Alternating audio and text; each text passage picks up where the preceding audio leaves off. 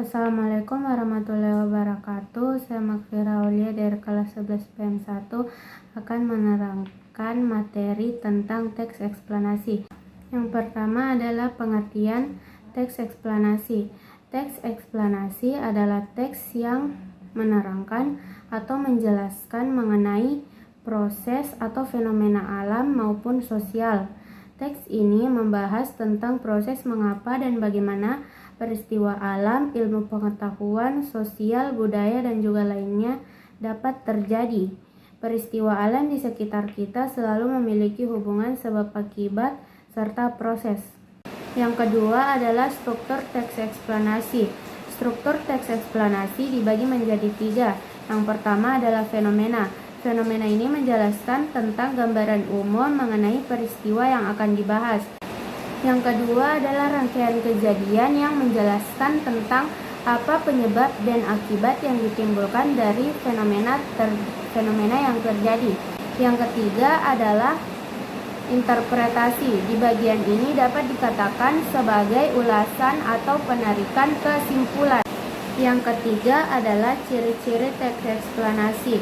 Ciri-ciri teks eksplanasi ada 4, yaitu yang pertama adalah informasi berdasarkan fakta, yang kedua adalah sifatnya informatif, yang ketiga adalah berisi fenomena, keilmuan, dan lain-lain, yang keempat adalah fokus kepada hal umum atau generik. Yang keempat adalah kaidah kebahasan teks eksplanasi.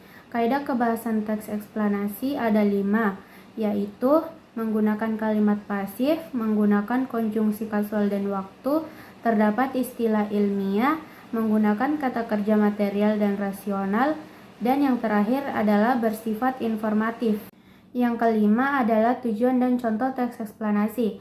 Teks jenis ini bertujuan untuk melaporkan secara jelas terkait tahapan, langkah, hingga proses yang terjadi terhadap fenomena tersebut, termasuk pula memberikan alasan mengapa hal itu bisa terjadi. Teks jenis ini sangat membantu bagi pembaca yang tidak tahu kenapa fenomena tersebut terjadi. Contohnya adalah peristiwa gerhana bulan. Yang keenam adalah langkah-langkah dalam teks eksplanasi. Yang pertama adalah observasi peristiwa yang terjadi di sekitar. Yang kedua, mengamati suatu peristiwa. Yang ketiga, mencatat urutan peristiwa.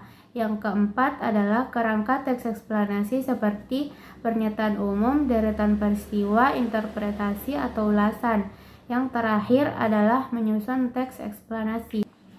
Nah, itu tadi penjelasan saya mengenai teks eksplanasi. Sekian dari saya, semoga dimengerti. Wassalamualaikum warahmatullahi wabarakatuh.